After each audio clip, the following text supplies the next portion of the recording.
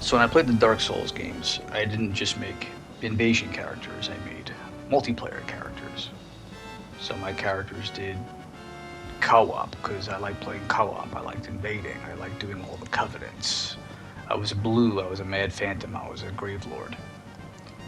This is my patch 1.10 character, so they're relatively new. And what I do is I play my game. I co-op. I invade as I go. I sort of stopped leveling this character around 50 plus 8. With the intention of going higher, but I haven't yet since I've been enjoying this level for matchmaking. I shouldn't be here, by the way. This is the capital at level 50. Now my invasion characters are my cooperator characters. There's no difference between how I play PvP and PvE. For the most part, my stats and my weapons are the same. I'm a multiplayer enjoyer in From Software games. So I'm not one of those people that just does one or the other. I do all the things. Now I don't often get the hosts that I invade at this level. I usually get some pretty weird, helpless hosts that I really often can't really help too well. I'll show a couple of clips to explain that, but I seem to invade more of the better ones. PSA, public service announcement. Please don't summon people at the summoning stake at the beginning of Lake and Rot. If you're having trouble getting through Lake of Rot, just run to the cloister. Okay, we all want to do the Varney quest. I understand. Varney's cool. You want to do the Varney quest? Just get across. Just get us across. I'm not using my materials at level 50. Okay, what are you doing down here anyway at level 50? Oh god, it happens all the time. I never get summoned to fight that Drake soldier. I would understand if I did. But I've been playing this game for about a year and a half, and I think I might have fought the dragon soldier over here once. But this host does not have the materials he needs to get across. And my character needs to put on a talisman so I can use my flame cleanse me incantation. My boluses are limited. Okay, I'm level 50. I'm not giving anyone any of my boluses at level 50. Okay, I don't dupe trades. I don't have that capacity with this character. So we just watch this guy die because we can't help him. And I get a lot of hosts like this where you just can't help them. I don't invade these people very often, but I get summoned to co-op with them fairly often. But I need my boluses, okay? Just summon at the cloister, please. Just please. Now look at this sport right here, this guy. Samurai with a checkerboard shield. Okay. Siofra well. Level 50. High for me, but not necessarily high for other players. This is one of those weird areas where I co-op and I invade anywhere between 20 and 60, honestly. It's weird. People just discover it on their own. I don't know what this guy's doing. I think he is confused and he's got to light all his smokestacks. It's the smokestacks in the area aren't fully lit. But he just charges off into certain death before I realize what's happening. I can't. What can I do? What could I have done? Okay, he runs right into the crab and gets shocked by the lightning while he's standing in ankle-deep water. Okay, I'll play it again. Just you tell me. It's outrageous. Absolutely outrageous. So what I do is I get all the weapons I want. I stop at a certain level. In this case, I stopped leveling at 50 plus 8.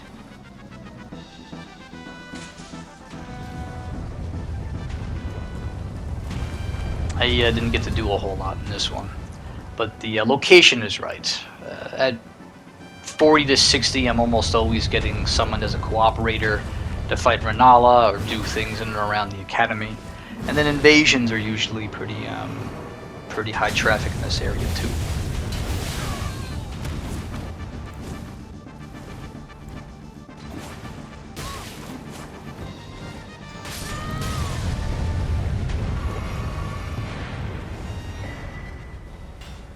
So if you like the Academy, you know, try invading at 50.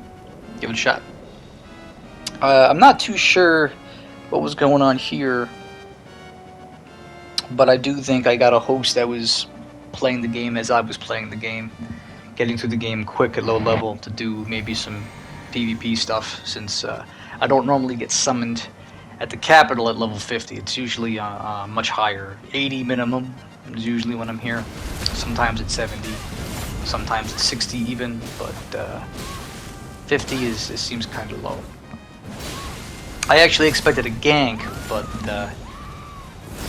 it turns out not to be the case. If I was betting, I would bet that this guy is probably doing something similar to what I was doing with my own character. It's just flying through the game at a fixed level, picking his items up along the way. He's going with like maybe a mage knight, which you know, that's why I think that. But I can tell from the damage I'm taking from him, maybe he's just not quite there yet. See, I never summon when I do my runs. I'll use Spirit Ashes. I have 2 or 3 that I like, and if I need them, I'll use them.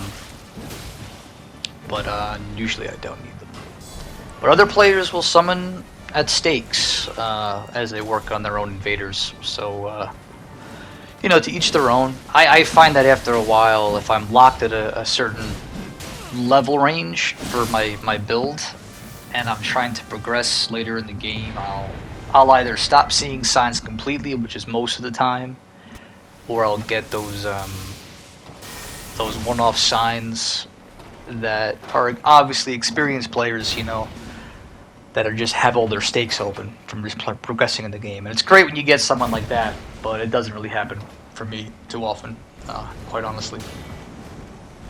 But I do always activate my own stakes, so the off chance that I get someone who's, you know, playing low level, I'll usually help them. It's never reciprocated for me. That's really where that's my problem. I'll help everyone else, but no one's ever available for me. So this Invader is rocking a Crucible setup, using the the Ardovis sword and some of the other Crucible aspects on us. And if I didn't have so much vigor, that definitely would have been a bad day for me. My host here is not worthless. He's got the Dragon Breath, yes, but you know, so it is what it is. What's getting me in here is this little dragnet of pew pew mages. They're so nasty. I'm just getting peppered constantly. And if you're invading in here, this is the part of the Academy I actually prefer to invade in, for exactly what this Invader is getting. That's backup, because these guys are just. They're just militiamen, man. They'll just cut you down with their pew-pews.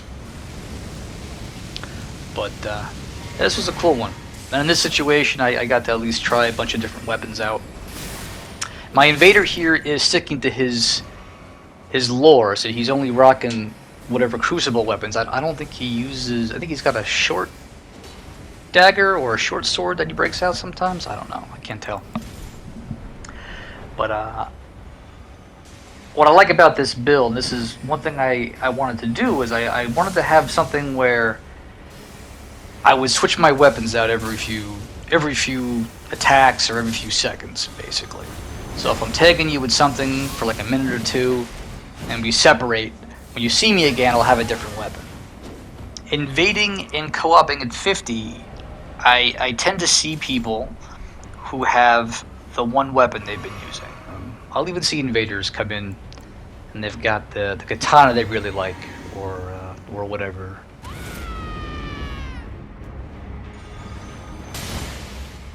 You see, his secondary weapon didn't really do a whole lot to me there. I probably would have put an element or a status thing on that if it were me. And this is where it falls apart for the Invader. We're able to overcome the enemies, therefore we rush the choke point and we get past it.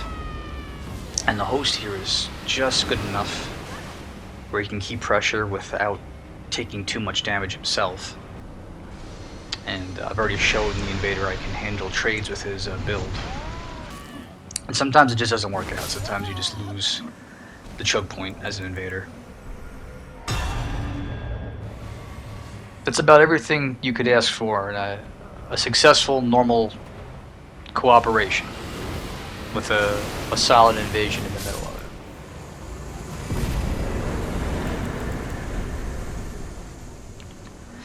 I notice if I co-op or invade at a fixed level, I'll usually get a lot of the same players in different areas. So when I invaded these guys, they were actually in the battlegrounds outside the capital originally, and it's right after where Margit appears the second time, and they beat me because I never invade over there. I never get a grab over there, and I got stuck in one of the craters up against this giant pillar, one of those giant spear things coming out of the earth that I've never approached ever. And I literally got stuck, and they were able to defeat me. So this was my payback, and I got them much later in my invasion session at the Volcano Manor. Now, at first glance, this host is kind of spooky with his fingerprint shield and his bull goats, but you can just tell by the damage I'm receiving, really from both of them, that I'm not in too much danger here. And in my physic, I have the health regeneration with this character. Now, I have a scythe I could use on this fingerprint shield, but I'm not trying to do that. I'm trying to guard break him, because I've guard broken him rather earlier when I invaded in the capital. The situation was reversed back then. The host was the other guy, and the fingerprint guy, tank, was the summon. So these guys are obviously friends, the password, playing the game. Now the reason why I'm showing this clip is because I want to highlight how these guys aren't really changing their approach to playing Elden Ring since I last saw them. They're pretty much doing the exact same things as before. Fingerprint shield guy's got his poke, and it's pretty much all I've seen him do completely. By the way, these knives. I'm throwing all these knives. Is magic grease just immune? Or is it the fingerprint shield itself is just immune to bleed? I don't know. I was testing it out because I had them, and lesson learned. But yeah, my point is these guys are... they're a little bit limited with what they're doing, but what they're doing is working clearly since they're low level, like I am in Volcano Manor, which I can't imagine they're too much higher than me here. At 50 a plus 8, they're probably maybe 60 or 70. Which I guess is fine, actually. I'm mad about this charge 4 missing.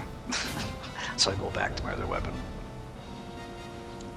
But if this was a cooperation session, if I was co-oping with these guys, I'd have more time. I'd have more time to show the host maybe, like, listen, guard break, they're gonna kick your shield. And maybe I would demonstrate it on one of the serpents that are in here with their own shields. And I mean, see, people are gonna get you if you keep guarding up the whole time. Or the way in a co-op session you can sort of show another player maybe a secret or something. It's kind of similar in Invasions. I mean, a lot of the time, yeah, it is about posing my build up against your build, or in more specific terms, I'm role-playing my character against your character. That's why I like it. I have a lot of throwables here, by the way, that are scale pretty decent with strength. And I use the poison clumps since they got a little bit of an arcane scaling too. The hero actually starts with pretty okay arcane out of the gate, so it's not a bad option. I have to actually get the gravity rocks too, since everything with gravity tends to scale pretty well with strength. But yeah, as an invader, besides the fun aspect of just invading, it's also I'm hoping maybe after this fight, these guys might think like, okay, we have to have a counter to people trying to kick my shield, because we're in Volcano Manor, and we have more game to play, and we're gonna get invaded again. Or maybe they won't care. I don't know. Maybe they just won't notice that's what was happening, but they won't put two and two together. Or his golden buddy, who's obviously the leader of this 2-0, isn't telling him what's what. But yeah, you can teach people in both multiplayer types, invasions, and co-op. That's all I want to say.